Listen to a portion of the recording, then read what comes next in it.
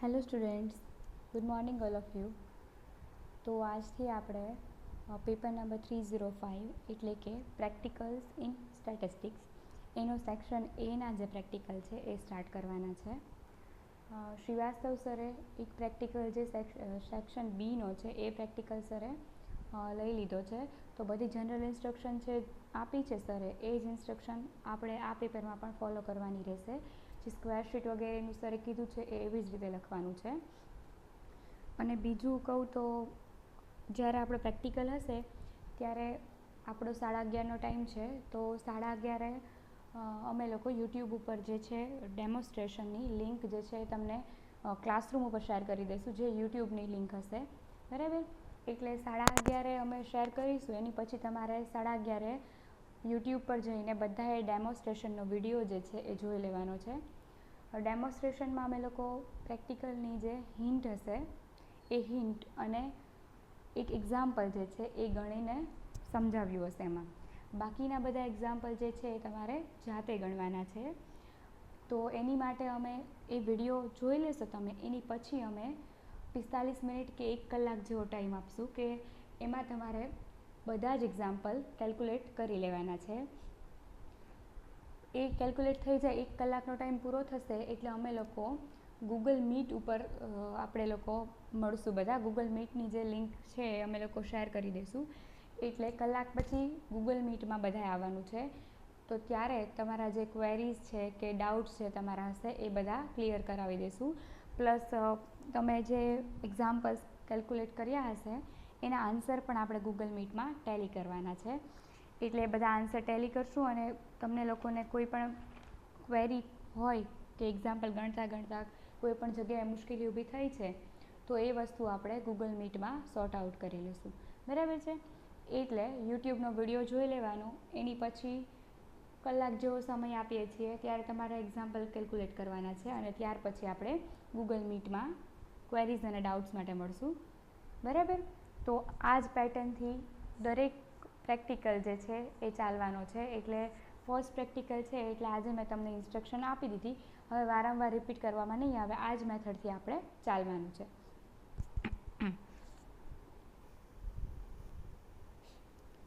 તો આજે તો પહેલાં જોઈ લઈએ કે સેક્શન એ જે છે એમાં તમારે કેટલા પ્રેક્ટિકલ છે. આપણે સેક્શન એમાં ટોટલ 8 પ્રેક્ટિકલ્સ ભણવાના છે. એમાંથી આજે ફર્સ્ટ પ્રેક્ટિકલ છે. શું કયો છે? Computation and interpretation of measures of central tendency and positional measures such as quartiles, deciles, percentiles for grouped and ungrouped data, tracing median and quartiles from ogive curve, બરાબર છે. તો આ ફર્સ્ટ પ્રેક્ટિકલ જે છે એ આજે આપણે લેવાનો છે. એમાં મીન, મીડિયન, મોડ અને આ બધા પોઝિશનલ મેજર્સ જે છે એ બધા તમે લોકો અનગ્રુપ્ડ ડેટા માટે તો આપણે બહુ બધી વાર સેમ 1માં પણ તમે કેલ્ક્યુલેટ કરેલા છે. એટલે આપણી જે સ્ક્વેર શીટ્સ છે એમાં આપણે ગ્રુપ ડેટા માટે જ તે હાલ ભણીએ છીએ, કારણ કે અનગ્રુપ ડેટા માટે તો મીન, મીડિયન, મોડ જે છે બધાને કેલ્ક્યુલેટ કરતાં આવડતું જ હોય. ઓબ્ઝર્વેશન્સ આપેલા હોય એની ઉપરથી તમે લોકો આસાનીથી કેલ્ક્યુલેટ કરી શકો છો, બરાબર. અને પ્રેક્ટિકલમાં એ હવે અનગ્રુપ ડેટાવાળું પૂછાતું પણ નથી હોતું, કારણ કે એ તો એકદમ શોર્ટ એક્ઝામ્પલ થઈ જાય છે.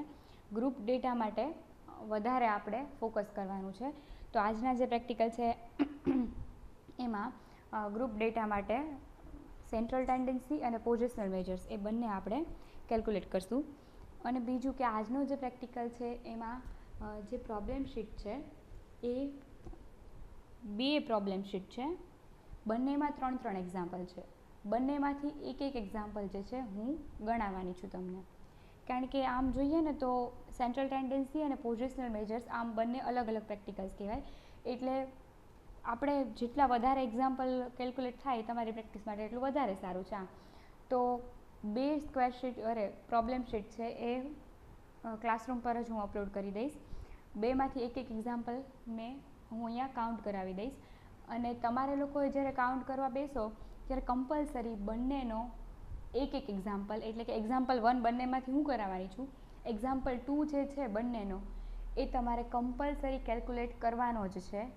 પછી કદાચ જો તમારી પાસે ટાઈમ ન રહે તો એક્ઝામ્પલ 3 જે છે તમારી સ્ક્વેરશીટમાં લખતા હોય ત્યારે એને કાઉન્ટ કરી લે તો ચાલશે, પણ એક્ઝામ્પલ 2ના તો આન્સર આપણે ટેલી કરવાના છે, એટલે કમ્પલસરી એ બંને શીટના એક્ઝામ્પલ 2 જે છે એ મને કેલ્ક્યુલેટ કરેલા જોઈએ છે, બરાબર. પછી તમને ટાઈમ રહે તો એક્ઝામ્પલ 3 પણ કેલ્ક્યુલેટ કરી નાખજો, તો સાથે સાથે આન્સર ટેલી થતા જશે. પણ કદાચ ટાઈમ ન રહે તો ખાલી એક્ઝામ્પલ 2 તો બંને સ્ક્વેરશીટનો ગણવાનો જ છે. ઓકે, તો સ્ટાર્ટ કરીએ આપણે. આ છે પ્રોબ્લેમ શીટ છે તમારી, મેં તમને કીધું એમ. આ જે છે computation of measures of central tendency એની પ્રોબ્લેમ શીટ છે. એમાં તમને 3 એક્ઝામ્પલ આપેલા છે અને કીધું છે find out mean, mode and median of following data. Okay, તો આમાંથી એક્ઝામ્પલ 1 હિન્ટ અને એક્ઝામ્પલ 1 બંને હું કેલ્ક્યુલેટ કરાવી દઈશ. હવે બીજી સ્ક્વેરશીટ જોઈ લે, પ્રોબ્લેમ શીટ જોઈ લઈએ.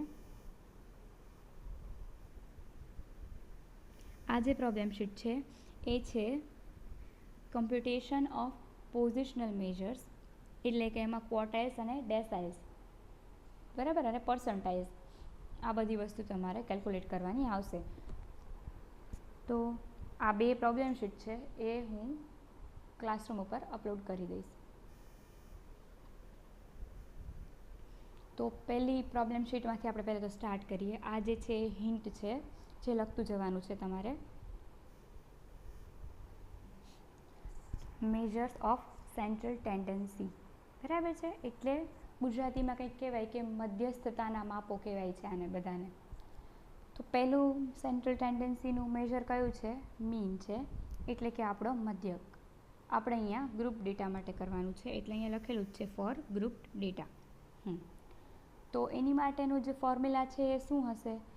D bar is equals to sigma FI DI upon sigma FI is equals to એને sigma FI DI upon sigma FI, એટલે સિગ્મા એફઆઈને આપણે એન પણ કહીએ છીએ, એટલે sigma FI DI upon N. તો પછી એક્સ બાર શું મળે આપણને? X bar is equals to A plus H into D bar, જ્યાં એચ જે છે એ કેવી રીતે મળે? UCL માઇનસ LCL, એટલે અપર બાઉન્ડ્રી પર અપર આપણી જે લિમિટ છે એ અને લોઅર લિમિટ. અપર લિમિટમાંથી લોઅર લિમિટ જે છે તમે બાદ કરી દેશો તો તમને શું મળી જશે? આપણો એચ. હવે જુઓ, આપણે એક્ઝામ્પલમાં આ ડી બાર લઈને મીન કાઉન્ટ કરેલું છે, એટલા માટે મેં અહીંયા ડી બારની ફોર્મ્યુલા તમને દેખાડી છે. મીન માટે તમે સિગ્મા એફઆઈ એક્સઆઈ વાળી ફોર્મ્યુલા જે છે એ પણ ઇઝીલી યુઝ કરી શકો, બરાબર. એનાથી મીન ફાઇન્ડ આઉટ કરશો ને તોય તમારી પાસે સેમ આન્સર જ તમને મળવાનો છે. ઓકે, પણ અહીંયા જે છે આપણે ડી બારવાળી મેથડથી ફાઇન્ડ આઉટ કરેલો છે મીન, એટલે મેં અહીંયા ડી બારવાળી ફોર્મ્યુલા લખી છે. તમે કોઈ પણ મેથડથી મીન, મીડિયન, મોડ અલગ ફોર્મ્યુલા જે આપણા આવતા હોય એ દરેક ફોર્મ્યુલાથી એને ગણી જ શકાતું હોય, એટલે તમે કોઈ પણ રીતે ગણો, ખાલી આન્સર સાચો આવવો જોઈએ, બરાબર. તો મીન થઈ જાય પછી શું છે? મીડિયન. મીડિયનને આપણે શું કહીએ છીએ? મધ્યસ્થ.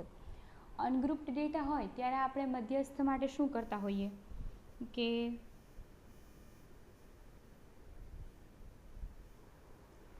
ધારો કે તમારી પાસે અનગ્રુપ ડેટા હું અહીંયા લખું છું એવો કંઈક છે,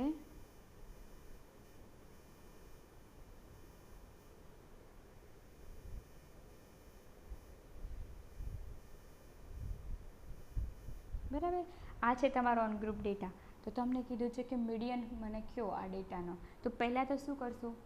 જ્યારે મીડિયન ફાઇન્ડ આઉટ કીધું હોય ને અનગ્રુપ ડેટા હોય આપણી પાસે, ત્યારે એને અસેન્ડિંગ કે ડિસેન્ડિંગ ઓર્ડરમાં કમ્પલસરી આપણા ઓબ્ઝર્વેશનને આપણે લઈ જ જવા પડે. ચડતા ક્રમમાં ગોઠવવા પડે અથવા તો ઉતરતા ક્રમમાં, બરાબર.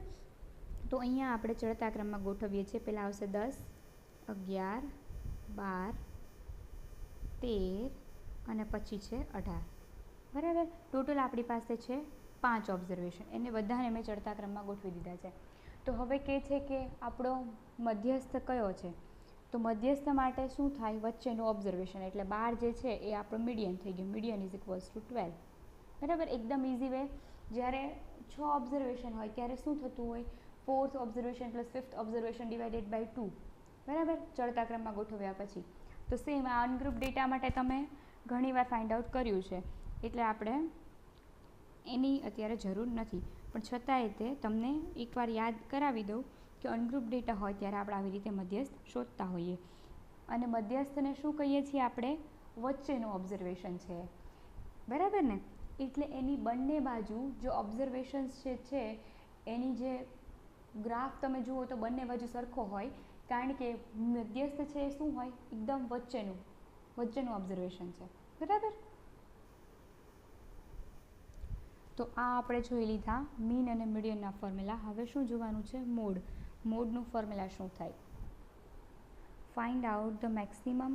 પહેલાં તો જુઓ મોડનું ફોર્મ્યુલા નીચે છે, અહીંયા ઉપર જુઓ મેં આમાં પણ સ્ટેપ લખેલા છે કે મીડિયન તમે કઈ રીતે ફાઇન્ડ આઉટ કરશો.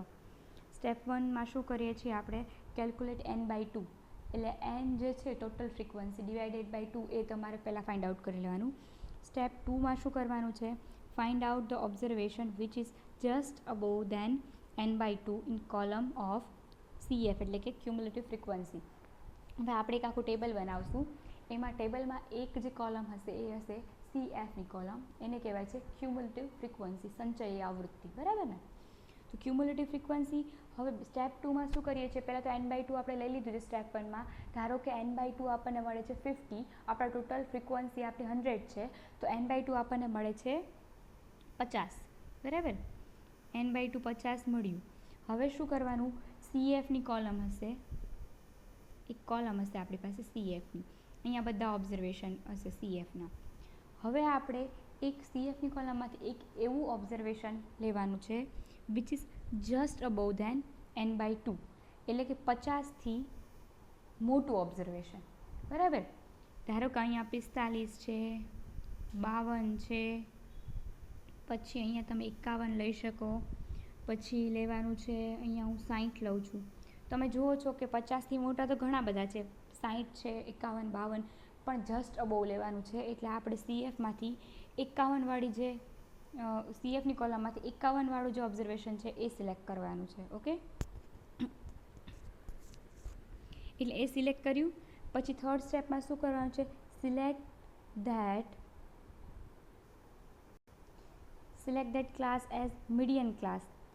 એટલે જે આપણે હવે સિલેક્ટ કરી છે ક્યુમ્યુલેટિવ ફ્રીક્વન્સી, એનો જે આખો ક્લાસ છે એ આપણા મીડિયનના ક્લાસ તરીકે એને સિલેક્ટ કરવાનો છે.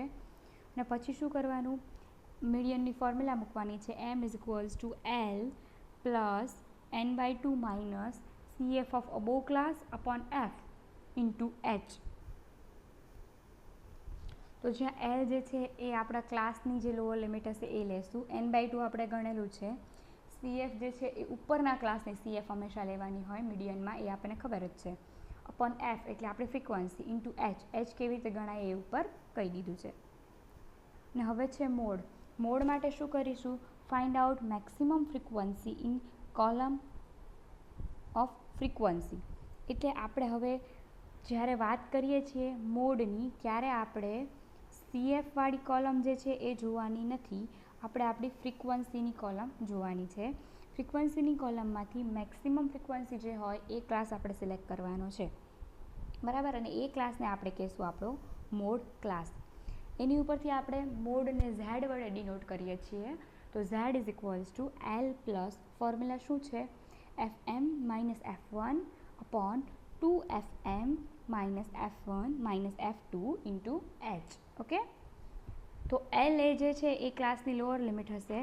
Fm એટલે કે આપણે જે ક્લાસને સિલેક્ટ કર્યો હશે ને મીડિયન ક્લાસ તરીકે, એની ફ્રીક્વન્સીને Fm એટલે કે મેક્સિમમ ફ્રીક્વન્સી કહેવાય, બરાબર છે? એને Fm કહેવાનું છે. F1 એટલે Fmથી એક્ઝેક્ટ ઉપરની ફ્રીક્વન્સી F1 છે, Fmથી એક્ઝેક્ટ નીચેની ફ્રીક્વન્સી F2 છે.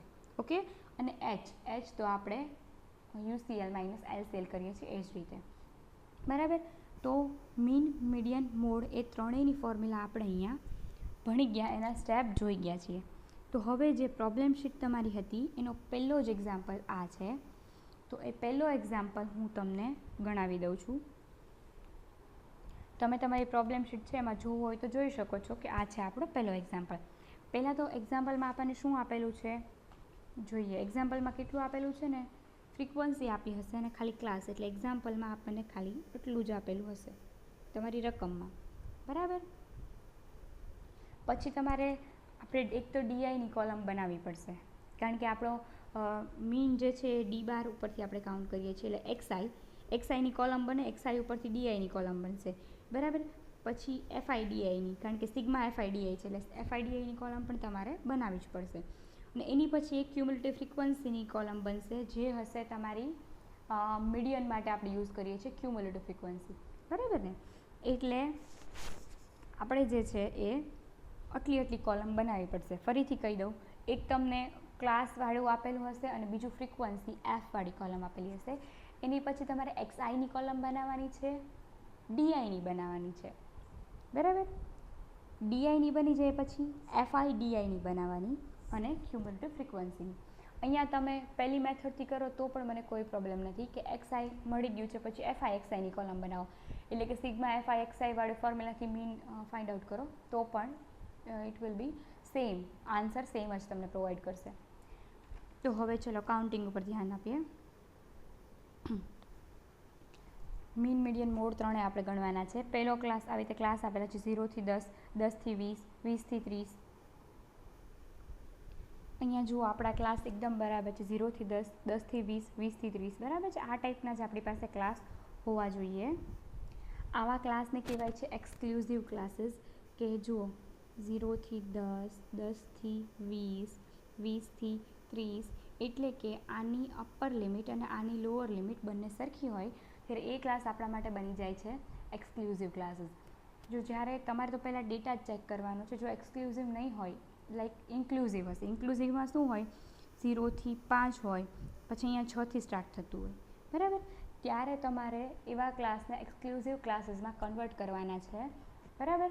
એક એક્ઝામ્પલ આપણી પાસે છે એવો, એટલે હું ખાલી તમને એમાં એટલું શીખવાડી દઈશ કે કેવી રીતે એને તમે એક્સક્લુઝિવ બનાવશો. આમ તો તમને આવડે જ છે, પણ છતાંય તે હું કહી દઈશ, બરાબર. એટલે પહેલાં ડેટા ચેક કરવાનો છે, ઇન્ક્લુઝિવ એક્સક્લુઝિવ વાળો. એક્સક્લુઝિવ હોય તો નો પ્રોબ્લેમ, નો હોય તો આપણે એને કન્વર્ટ કરી દઈશું. અહીંયા આપણો ડેટા એકદમ પરફેક્ટ છે.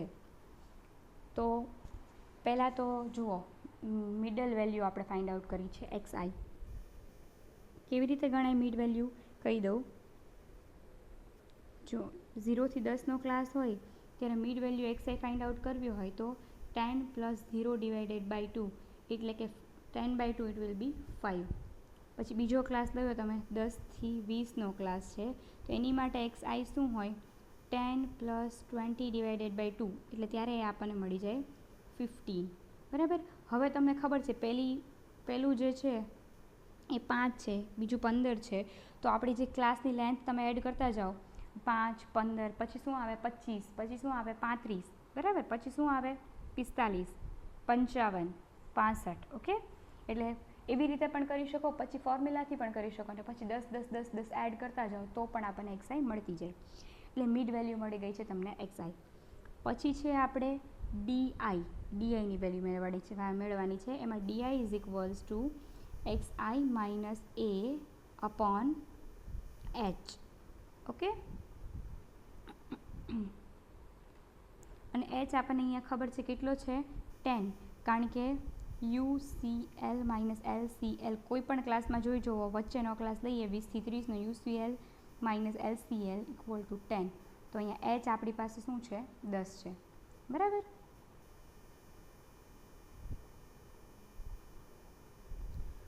હવે જ્યારે આ ડીઆઈવાળી મેથડ કરતા હોય ત્યારે આપણે એક એ સિલેક્ટ કરવાનો હોય. જનરલી એ વાળો ક્લાસ આપણે કયો સિલેક્ટ કરતા હોય, એકદમ મિડલનો ક્લાસ જે છે એની માટે આપણે એ સિલેક્ટ કરતા હોય, અને એ એક્સઆઈવાળી વેલ્યુમાંથી સિલેક્ટ કરવાનું છે. એટલે અહીંયા રહ્યો તમારો એ 35 વાળું જે છે મિડ ક્લાસ, એને આપણે એ સિલેક્ટ કર્યો છે, બરાબર.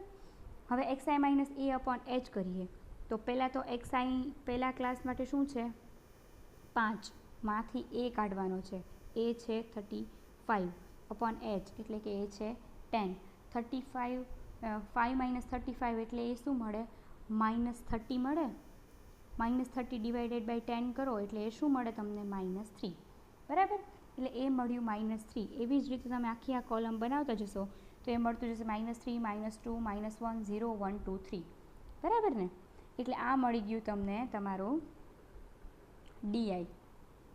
હવે જ્યારે ડીઆઈ મળી જાય પછી આપણે એફઆઈડીઆઈની કોલમ બનાવવાની છે, એટલે કે આ ડીઆઈ જે છે એને આપણી ફ્રીક્વન્સી સાથે ગુણાવતા જવાનું છે.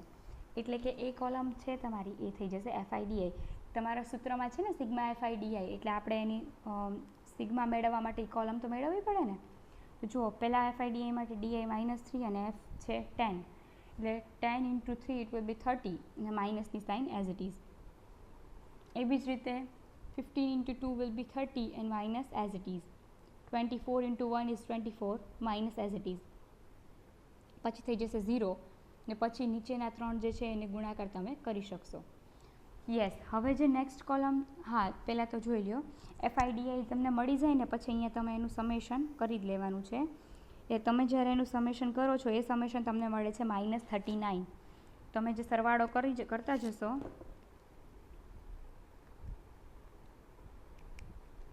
જ્યારે એ બધો સરવાળો થઈ જશે એટલે એ તમને મળવાનું છે -39. તમે તમારા કેલ્સીમાં સરવાળો કરી શકો છો. પછી CFની કોલમ બનાવવાની છે, ક્યુમ્યુલેટિવ ફ્રીક્વન્સી. એ કોલમ કઈ રીતે બને ને એ હું કહી દઉં. તમારે પેલી જે ફ્રીક્વન્સી હોય ને એ એઝ ઇટ ઇઝ Fની કોલમથી CFની કોલમ બનશે. જો 10 એઝ ઇટ ઇઝ લખવાનું છે. પછી બીજીમાં શું થશે, 10 + 15 એટલે એ થઈ જશે 25. બરાબર. એવી જ રીતે બધી ફ્રીક્વન્સીને એડ કરતા જવાની છે. પછી થઈ જશે 25 + 24 ઇટ વિલ બી 49. પછી 25માં તમારે ત્રીજા ક્લાસની ફ્રીક્વન્સી એટલે કે 24 એડ કરી દો તો એ બની જશે 49. હવે શું કરવાનું, 49માં 26 એડ કરી દેવાના, એ મળી જાય તમને 75. આખી એવી રીતે સરવાળો કરતાં આખી કોલમ કરતા જશો તો તમારો છેલ્લું જે મળશે તમને એ તમારી ટોટલ n હશે ને એ જ ઓબ્ઝર્વેશન તમને મળવું જોઈએ. અહીંયા તમે જુઓ છો અહીંયા ટોટલ n 100 છે, તો CFમાં પણ છેલ્લું જે છે 100 મળ્યું છે. એની ઉપરથી ખબર પડે કે તમારું લોકોનું CFનું કોલમ સાચું છે કે નહીં. બરાબર. એટલે અહીંયા આપણું CFવાળું કોલમ જે છે એ એકદમ પરફેક્ટ છે.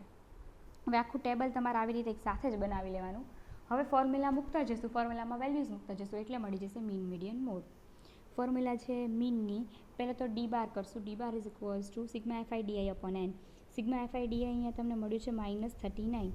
-39 ડિવાઇડેડ બાય 100 એટલે એ મળશે -0.39. એ મળ્યું તમને તમારું ડી બાર. ડી બાર થઈ જાય પછી શું કરશું, X bar. X bar is equals to A + h D bar. એ અહીંયા તમને ખબર છે શું લીધો છે, 35 પ્લસ h શું છે આપણો 10 ઇન્ટુ ડી બાર. ડી બાર મળ્યું આપણને -39. તો એ બધાનું જે કેલ્ક્યુલેશન કરશો એ તમને મળશે 31.1. નેક્સ્ટ પેજ ઉપર હવે જોવાનું છે કે મીડિયન. મીડિયન માટે પહેલાં શું કીધું હતું કે n/2 વાળું જે છે એ કરવાનું. n/2 કરશો એટલે 50 મળશે. બરાબર. તો 50 મળે ને એનાથી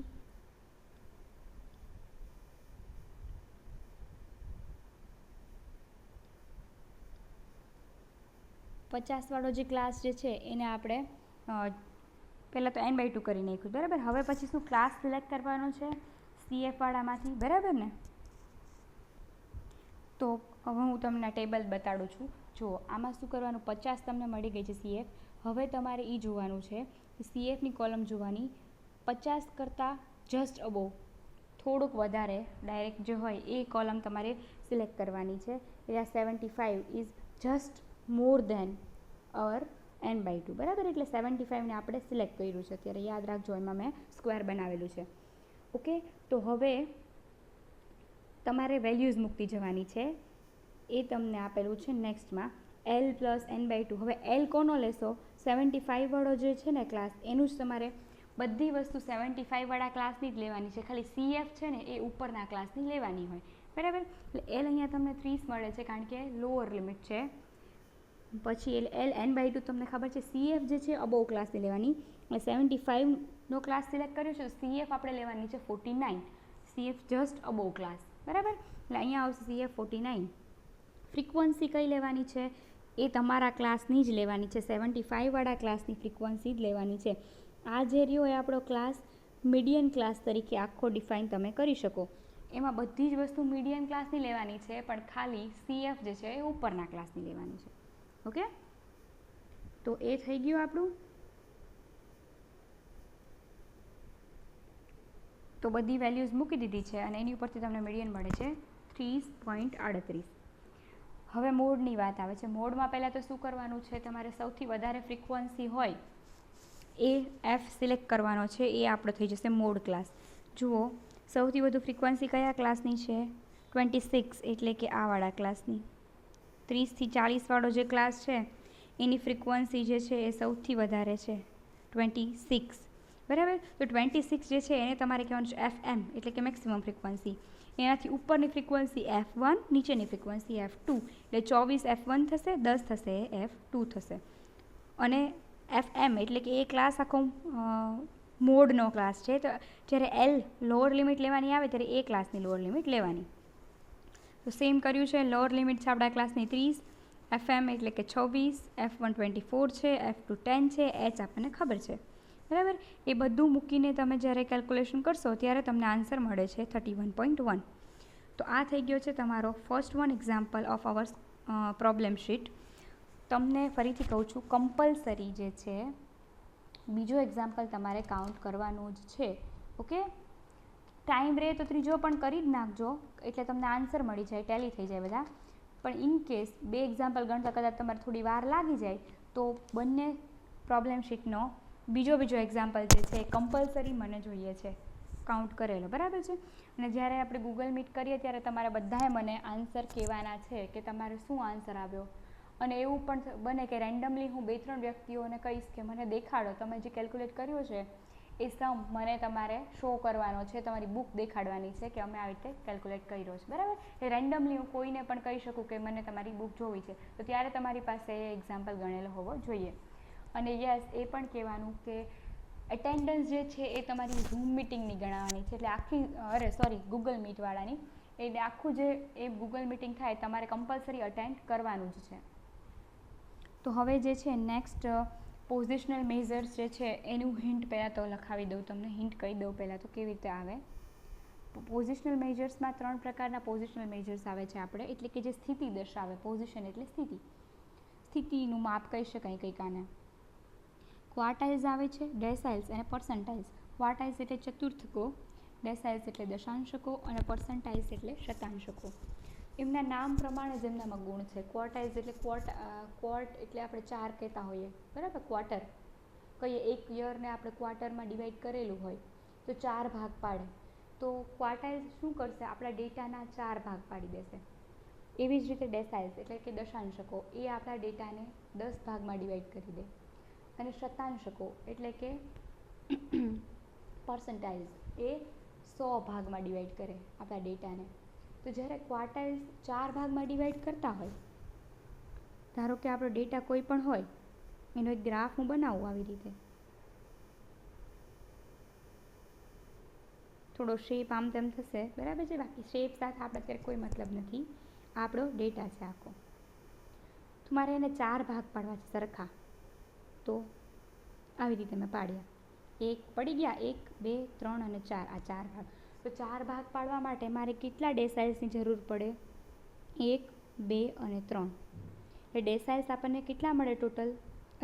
ક્વાર્ટાઇલ્સ. 4 ભાગ પાડ્યા એટલે ક્વાર્ટર થયું. એ કેટલા મળે આપણને ટોટલ? ક્વાર્ટાઇલ્સ 3 મળે, જે આપણા ડેટાના 4 ભાગ પાડશે.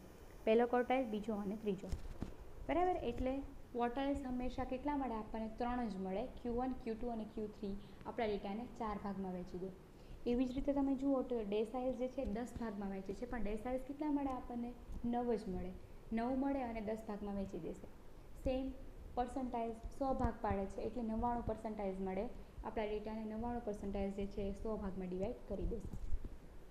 નીચે જે છે મેં તમને સમજ આપી છે, આ જે હિન્ટ છે એ આપણી સમજ છે. પછી કેવી રીતે મૂકવાનું છે એ ફોર્મ્યુલા અલગ રીતે એક્ઝિક્યુશન હશે, ખાલી સમજી લ્યો. આ પહેલાં તો ક્વાર્ટાઇલ્સ જે છે ઉપર મેં તમને અનગ્રુપ ડેટા માટે સમજાવેલું છે આમાં, કે જુઓ 27, 43, 18, 20, 45. તો એને પહેલાં અસેન્ડિંગ ઓર્ડરમાં મેં ગોઠવી દીધા છે. પછી ફર્સ્ટ ક્વાર્ટાઇલ જ્યારે મને મેળવવું હોય એને કહેવાય Q1. તો એ કેવી રીતે મળે? Value of n+1/2 tooth observation in ascending series. તો n+1/2 ઓબ્ઝર્વેશન, n કેટલા છે? 1, 2, 3, 4, 5, એટલે 5 + 1 ડિવાઇડેડ બાય 2 એટલે 6 ડિવાઇડેડ થર્ડ ઓબ્ઝર્વેશન.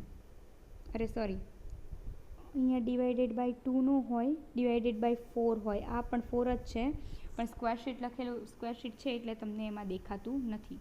ઓકે, એ છે 4 જ છે અહીંયા 4 એટલે 6/4 થાય. 6/4 એ મળે આપણને 1.5th observation, value of 1.5th observation in our ascending series. તો 5th ઓબ્ઝર્વેશનની વેલ્યુ કઈ રીતે મૂકી શકાય?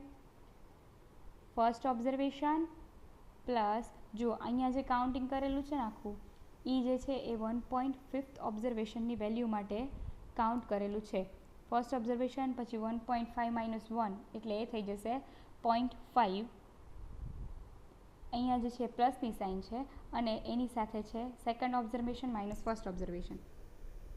જુઓ, પહેલાં તો અહીંયા આવશે ફર્સ્ટ ઓબ્ઝર્વેશન, બરાબર, પ્લસ આપણે કયું ઓબ્ઝર્વેશન જોઈએ છે 1.5th ને, તો 1.5th - 1 into second observation minus first observation. તો આ ફોર્મ્યુલા ઉપરથી તમને મળી જાય 1.5th ઓબ્ઝર્વેશનની વેલ્યુ. ઓકે, આમાં આપણે અત્યારે જવાનું નથી, આ તો મેં ખાલી સમજાવ્યું કે અનગ્રુપ ડેટા હોય તો આવી રીતે ક્વોર્ટાઇલ ફાઇન્ડ આઉટ કરી શકાય. આપણી પાસે અત્યારે બધા ગ્રુપ ડેટા છે એટલે ગ્રુપ ડેટા માટે જ તે તમારે ફાઇન્ડ આઉટ કરવાનું છે. તો જુઓ, પહેલાં Q1 મળે એની માટે તમારે ક્લાસીસની વાત છે કેવી રીતે સિલેક્ટ કરવાનો. તો Q1 માટે n/4, Q2 માટે n/2, Q3 માટે 3n/4. ઓકે, આ જે છે એ આપણા 3 ક્વોર્ટાઇલ્સ છે, એની એનની રેન્જ છે. ફોર્મ્યુલા જો હું તમને હજી કહું છું, ફોર્મ્યુલા બધા માટે સેમ જ હશે. ક્વોર્ટાઇલ્સ, ડેસાઇલ્સ, પર્સન્ટાઇલ્સ. શું બદલાશે? આ એન તમારે કયો મૂકવો ને એ તમારે જોવાનું છે ખાલી. એટલે અત્યારે જે બધું અહીંયા દેખાડું છું ખાલી યાદ રાખી લો એનની વેલ્યુઝ, પછી ફોર્મ્યુલામાં મૂકશો એટલે તમને વધારે આઈડિયા આવશે. અને કંઈ આમ તો સેમ 3માં છો એટલે કંઈ પહેલી વાર આવતું નથી આ બધું. હવે સેમ 1 અને 2માં કંઈક આવી કેલ્ક્યુલેશન તમે કરી જ ગયા છો, પણ છતાંય તે આપણે બને એટલું વધારે તમને સમજાય એ રીતે હું એક્સપ્લેન કરીશ, એટલે તમારે પહેલાંની કોઈ પણ નોટબુકમાં જોવા જવું નહીં પડે. તો 3 ક્વોર્ટાઇલ્સ માટે એનની વેલ્યુઝ થઈ ગઈ છે. હવે આપણી પાસે અહીંયા ગ્રાફ એક આપેલો છે, મેં દેખાડ્યો તો એવો જ તે કે 25 25 25 25 એટલે 4 25%માં એવી રીતે ડિવાઈડ કરી દે આપણા ડેટાને. એ છે આપણો ક્વોર્ટાઇલ. પછી આપણે જોવાનું છે ડેસાઇલ્સ. ડેસાઇલ્સ કેટલા મળે? 9 મળે. તો એવા D1 જે છે પહેલો તો મળે n/10, D2 મળશે 2n/10, D3 મળશે 3n/10, એવી જ રીતે D9 મળશે 9n/10. બરાબર, અહીંયા જે છે મેં લખેલું જ છે. આ બધી એનની વેલ્યુઝ આવી રીતે લેવાની છે. D1 n/10, D2 હશે 2n/10, D3 માટે 3n/10, D4 માટે 4n/10. બરાબર. In the same way percentile છે એ 99 સુધી મળે. તો P1 આપણને મળે n/100, P2 મળે 2n/100, એવી જ રીતે P99 સુધી મળે 99n/100. ઓકે, તો એ થઈ ગયું આપણું પર્સન્ટાઇલ્સ. આ બધી એનની વેલ્યુઝ આવી રીતે લેવાની છે. નીચે તમને સેમી ઇન્ટરક્વાર્ટાઇલ રેન્જ આપેલી છે કે એને કહેવાય Q3 - Q1/2. એટલે કે Q3 એટલે આપણો ત્રીજા નંબરનો ક્વોર્ટાઇલ, Q1 એટલે ફર્સ્ટ વન ક્વોર્ટાઇલ, એને /2 કરશો એટલે તમને મળે સેમી ઇન્ટરક્વાર્ટાઇલ રેન્જ. એ કોએફિશિયન્ટ ઓફ ક્વાર્ટાઇલ ડેવિએશન જે છે એ મળે Q3 - Q1/Q3 + Q1. જુઓ, તમારી જે ઇન્ડેક્સ છે એમાં સેમી ઇન્ટરક્વાર્ટાઇલ રેન્જ અને કોએફિશિયન્ટ વાળી વાત નથી લખેલી, પણ આ થોડું એક્સ્ટ્રા છે. બે ફોર્મ્યુલા યાદ રાખી લો, કદાચ તમારે એક્ઝામ્પલમાં જ્યારે પ્રેક્ટિકલ લેવાતા હોય ત્યારે આ પૂછાઈ જાય તો ફોર્મ્યુલા તમને યાદ હોય એની ઉપરથી તમે આસાનીથી કેલ્ક્યુલેટ કરી શકો. તો આ બે ફોર્મ્યુલા તમારે યાદ રાખવાની છે. આ થઈ ગઈ તમારી હિન્ટ. હવે જુઓ, એક એક્ઝામ્પલ ગણાવું છું, એની ઉપરથી તમને આખું પિક્ચર ક્લિયર થઈ જશે કે કેવી રીતે ડેસાઇલ્સ, ક્વોર્ટાઇલ્સ, પર્સન્ટાઇલ્સ ગણવામાં આવે છે. અને હા, તમને કીધેલું જ હશે કે કયા નંબરનો ક્વોર્ટાઇલ, પર્સન્ટાઇલ ગણવાનું છે. બધા તો ગણવાના આવતા જ ન હોય, કારણ કે પર્સન્ટાઇલ તો 99 છે એવી રીતે, બરાબર ને? એટલે હવે તમારે સ્ક્વેરશીટ નંબર 2 છે, પ્રોબ્લેમ શીટ નંબર 2 જે છે, positional measures, computation of positional measures, બરાબર છે, એ જોવાનું છે. એનો એક્ઝામ્પલ 1 છે એ હું તમને ગણાવું છું.